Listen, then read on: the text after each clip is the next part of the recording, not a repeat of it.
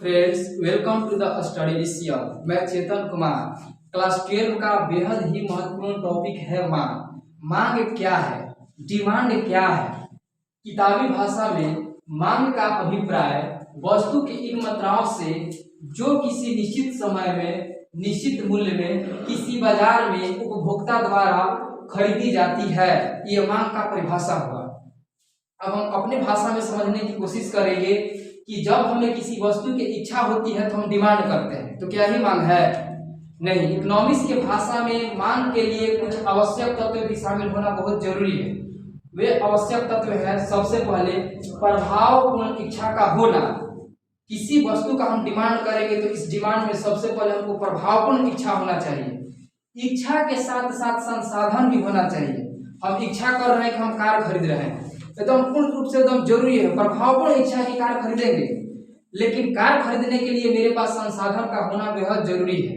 हम इच्छा कर लिए, संसाधन भी मेरे पास है, और इस संसाधन को हम खर्च करने के लिए तत्पर नहीं है, फिर भी मांग की परिभाषा नहीं कहा जाएगा।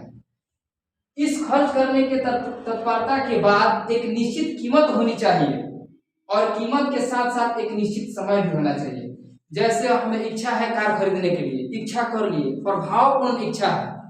इच्छा के साथ साथ मेरे पास 10 करोड़ रुपया है, हम इस रुपया से खरीदेंगे कार।